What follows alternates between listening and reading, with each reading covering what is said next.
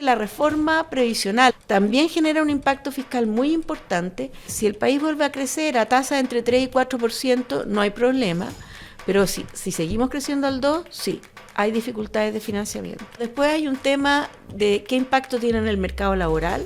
Este hecho de estar aumentando los costos laborales, no sacamos nada con decirle a los trabajadores ahorren más para tener mejores pensiones, pero finalmente caen en la informalidad porque no tienen empleadores que les paguen cotización. Y el otro tema, que sobre todo es relevante en la perspectiva del mercado financiero, el cambio hacia fondos generacionales, por la importancia que tienen los fondos de pensión en el mercado de capitales. Dañar al mercado de capitales no es dañar a unos señores con sombrero y bastón. Dañar al mercado de capitales es dañar a toda la población. Este año está marcado por grandes cambios. En noviembre tenemos elecciones presidenciales y legislativas. Estamos implementando además la reforma previsional más grande en la historia del sistema de AFP y en el contexto macro internacional está particularmente desafiante por las tensiones arancelarias. Bueno, y para analizar la contingencia y evaluar políticas públicas tenemos hoy a una gran invitada. En este capítulo de BTG Podcast nos acompaña la economista y directora de BTG Pactual, Cecilia Cifuentes. Cecilia, un gusto tenerte con nosotros en este capítulo. ¿Cómo estás? Muy bien, un gusto para mí tener esta conversación contigo, Gabriela.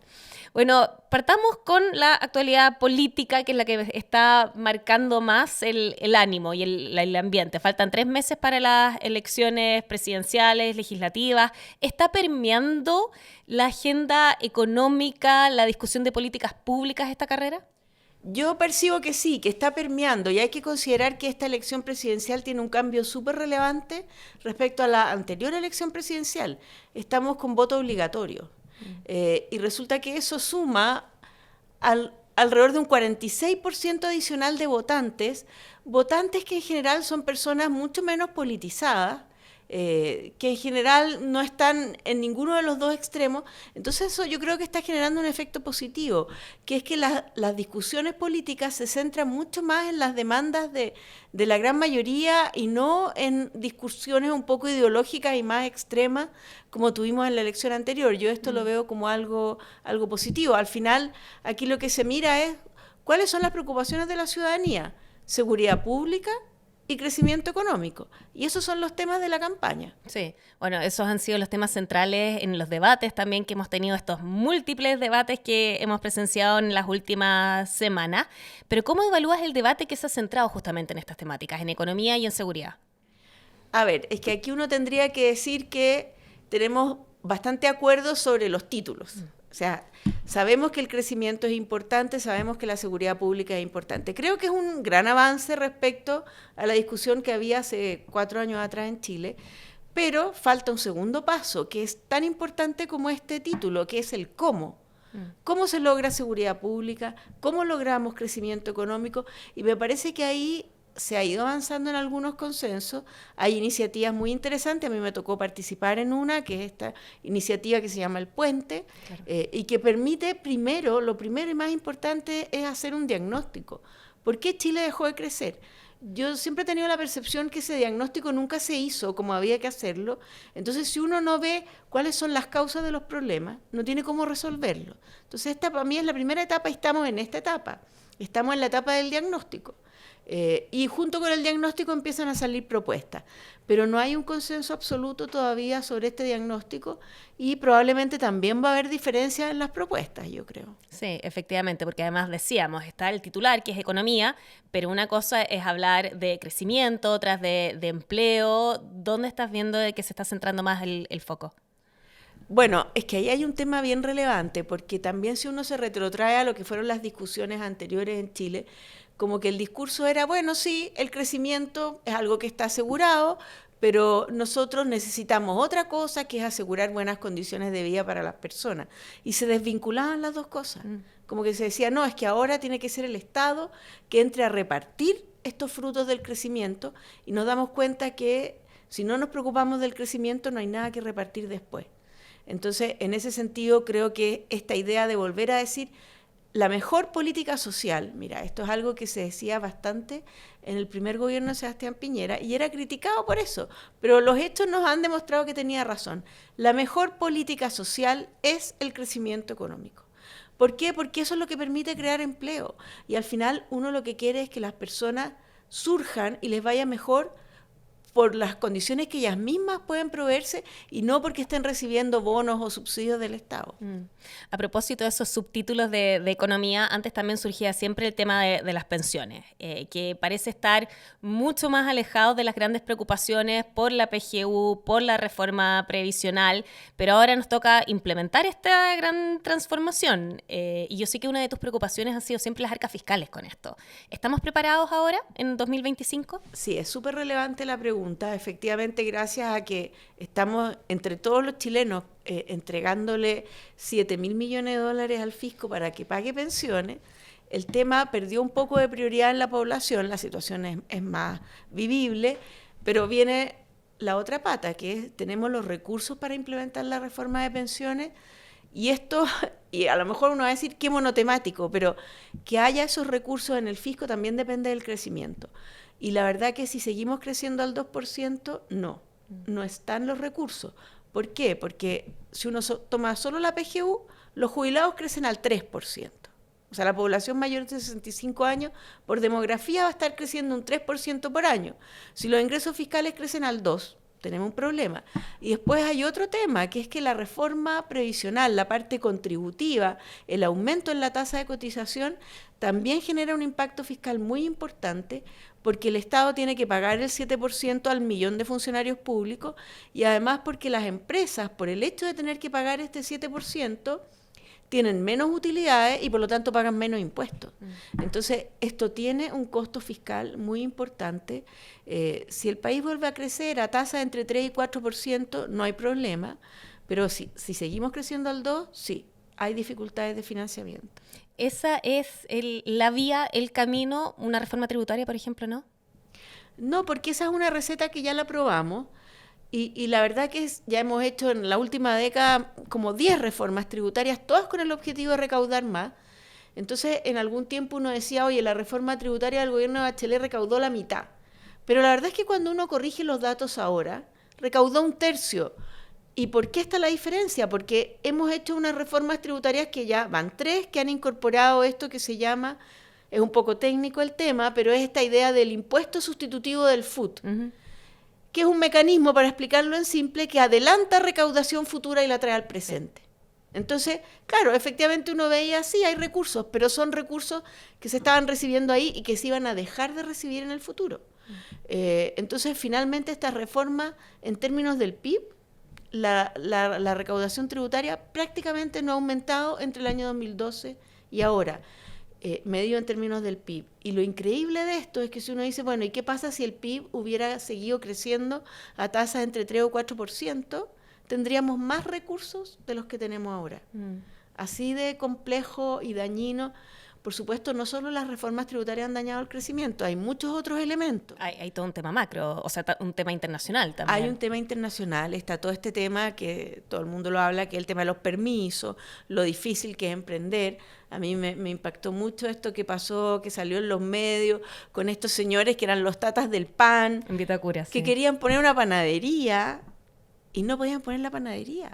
Entonces, esto no es solo un tema de la inversión minera, o los naranjillos para las tierras raras. O sea, aquí estamos con un nivel de trabas que no se puede poner una panadería. Entonces, hay muchos temas, pero la verdad que nos tenemos que centrar ahora en esta idea de que la única forma de tener mejor empleo, mejores salarios, es con mayor actividad económica. Sí.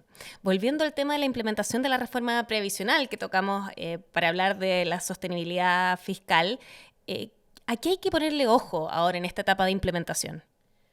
A ver, aquí la reforma uno la podría poner en dos aspectos que son preocupantes. Bueno, está este tema fiscal que ya lo comentamos, después hay un tema de qué impacto tiene en el mercado laboral, este hecho de estar aumentando los costos laborales, yo creo que es algo que va a haber que estar teniendo ojo, qué está pasando ahí, porque en el fondo no sacamos nada con decirle a los trabajadores ahorren más para tener mejores pensiones, pero finalmente caen en la informalidad porque no tienen empleadores que les paguen cotizaciones. Ese es un tema. Y el otro tema, que sobre todo es relevante en la perspectiva del mercado financiero, es todo el cambio en la política de inversiones, el cambio hacia fondos generacionales. esto es un cambio enorme en los criterios de inversión. Aquí puede haber muchas ganancias si esto se hace bien, con criterios técnicos, y unos enormes riesgos si se hace mal. Entonces, yo a lo que creo que en este minuto hay que ponerle más ojo, porque eso es lo que se está haciendo ahora. Vimos la licitación de quién va a diseñar estos fondos generacionales.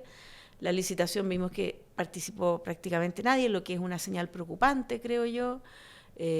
Habría que revisar, tener mucho ojo en que esa parte, por la importancia que tienen los fondos de pensión en el mercado de capitales, se haga con el mayor cuidado posible, porque ya sabemos que dañar al mercado de capitales, esto nos enseñaron los retiros. Dañar al mercado de capitales no es dañar a unos señores con sombrero y bastón. Dañar al mercado de capitales es dañar a toda la población. Entonces, yo creo que aquí hay que tener un cuidado muy grande, que es un tema que ya partió y que va a tener que estar muy atento el próximo gobierno a que esto se haga definitivamente con base y criterios técnicos y con los mejores expertos en finanzas para que esto se haga bien. ¿Se está haciendo ahora? Porque claro, la licitación decías que efectivamente fue una señal preocupante, pero ¿cómo se ha enfrentado también todo este tema?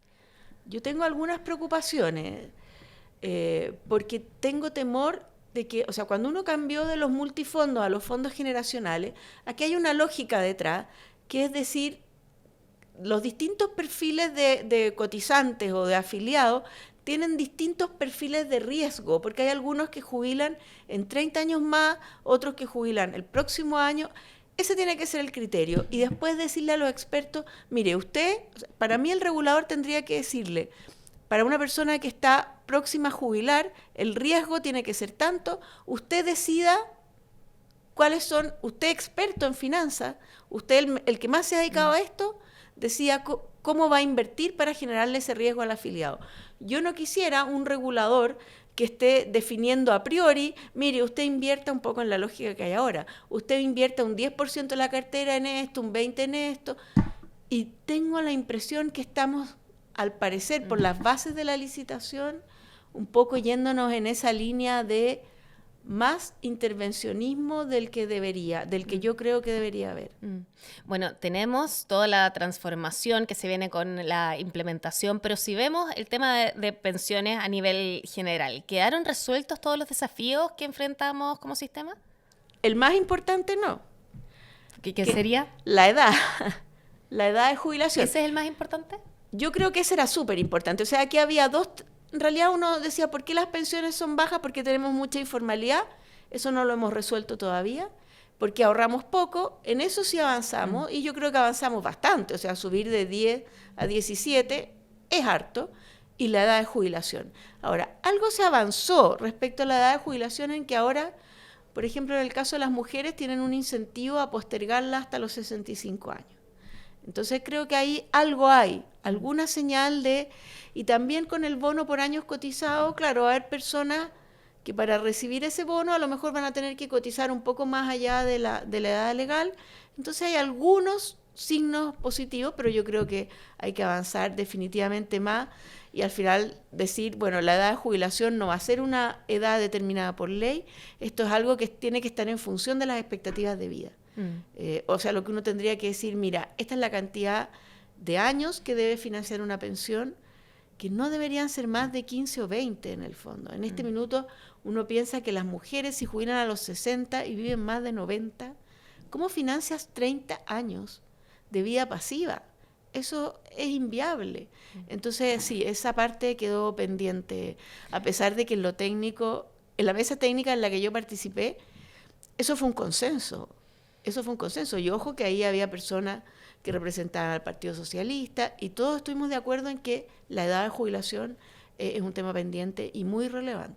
Bueno, es un tema que se resolvió por el lado técnico, por el lado político no, y que también, a la luz de lo que pasó en Francia, por ejemplo, se ha demostrado que es bastante relevante lo político. ¿Qué nos enseña la experiencia internacional sobre cómo se debiese abordar esto? Porque en Alemania, por ejemplo, también hubo un cambio, pero se hizo de manera distinta. Sí, bueno, la verdad que aquí no hay que inventar la rueda, el tema ya está definido. Uno no puede a una persona, a una mujer que en este minuto tiene 59 años y que piensa jubilar a los 60, decirle, no, le quedan 5 más.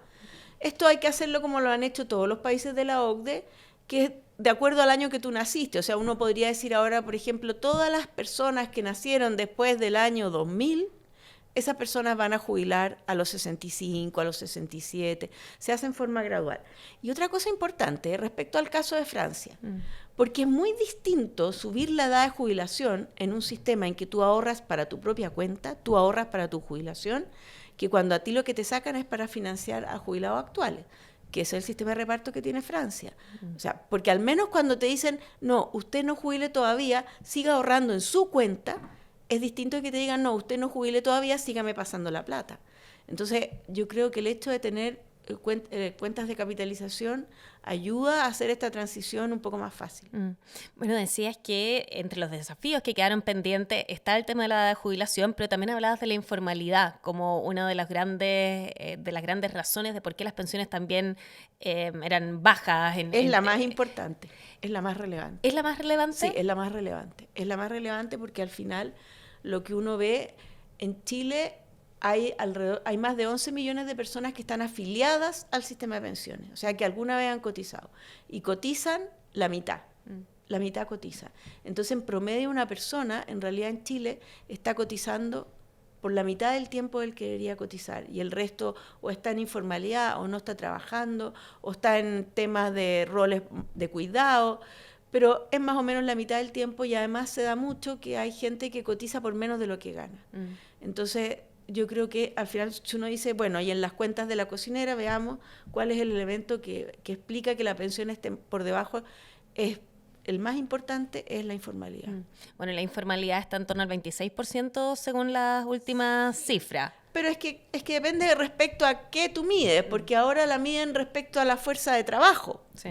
¿Cuántos de los que están en la fuerza de trabajo están informales? Pero Chile tiene un problema de que hay gente que debería estar en la fuerza de trabajo y está fuera. Entonces tenemos una tasa de participación laboral muy baja. Entonces no nos está mostrando todo la tasa de informalidad, y hay que tener harto cuidado con eso. Chile tiene tasas de participación laboral muy por debajo del promedio de la OCDE, sobre todo en jóvenes. Sí. Sobre todo en jóvenes. En esos países es muy habitual que los jóvenes compatibilicen trabajo y estudio, que es algo tremendamente positivo como política de generar productividad, de generar habilidades blandas. En Chile eso es muy poco habitual, sí. Muy poco habitual esa compatibilización de trabajo y estudio. Sí. Ahora, volviendo a las razones de esa informalidad también, se ha hablado de que ciertas políticas públicas también la han estado manteniendo en ese 26%. Pero más allá de eso, ¿cómo se debiese abordar ese problema? Bueno, ahí también hay harto diagnóstico técnico armado. Hace como 3 años atrás la CPC convocó una mesa de expertos para hablar del tema de informalidad. A mí me tocó participar ahí y claro, lo que tú señalas es un punto súper central. Tenemos una política social que en muchos de sus beneficios fomenta a las personas tratar de mantenerse en la condición de informalidad porque reciben más beneficios. Y si tuviera que dar un ejemplo, la más relevante es la gratuidad en la educación superior, porque ahí hay un incentivo fuertísimo de las personas de clase media a tratar de ocultar ingresos, porque si no, la gratuidad es o tengo la universidad completamente gratis o pago el 100%. Entonces, una persona cuando pasa del 60% al 61% puede perder su sueldo completo pagando educación superior. Entonces eso es un muy mal diseño de política. Y así como esa hay muchas. También aquí se han ido consensuando diagnósticos de que tenemos que cambiar hacia políticas que al revés premien la formalidad. La reforma de pensiones de alguna manera lo hace, porque por primera vez va a haber un beneficio para las personas, que es el bono por años cotizados, sí, que está vinculado a haber cotizado. Nosotros por muchos años tuvimos un pilar solidario que le daba más plata al que no había cotizado nunca que al que había cotizado. Entonces entre las personas había esta sensación de mejor no cotizo, porque a la larga me van a dar más plata si no cotizo. Entonces esa lógica que tiene un sentido a lo mejor de focalizar en los más necesitados, pero va generando incentivos en las personas que las llevan a pensar que es mejor que nadie que sepa mis ingresos. Ahora, nos quedan pocos meses de gobierno, en realidad. Nos queda alrededor de medio año. ¿Cuáles debiesen ser los pasos de aquí en adelante antes del 11 de marzo para poder enfrentar estos desafíos? Bueno, hay varias reformas en el Congreso, por ejemplo, que son relevantes. Una que a mí me parece súper importante, probablemente en la que más deberían ponerse los esfuerzos, en el tema de Sala Cuna. Sala Cuna Universal. Sala Cuna Universal, porque ahí además uno esto lo puede vincular a mayor participación laboral femenina, pero a mayor participación laboral formal, si efectivamente este es un beneficio que está vinculado a una persona que está en la formalidad. Y esa persona tiene el derecho a Sala Cuna, sea hombre o sea mujer en el fondo. Entonces, ¿y cómo se diseñe eso? Y si dejamos de lado estas lógicas un poco de, no, es que no pueden ser jardines infantiles que tengan lucro, que eso es lo que tiene medio parado la discusión, que al final uno dice, ¿qué importa? Si lo que importa es que lo haga bien. Yo creo que a esa yo le pondría todo el apoyo para que saliera luego. Una anécdota, yo creo que la primera vez que fui a un debate del tema de Sala Cuna fue el año 2010. Estamos como en la reforma a pensiones. Sí, es súper parecido. El tema de la Sala Cuna con un consenso técnico enorme y en lo político se traba. Sí. Cecilia Cifuentes, muchas gracias por habernos acompañado en este capítulo de BTG Podcast.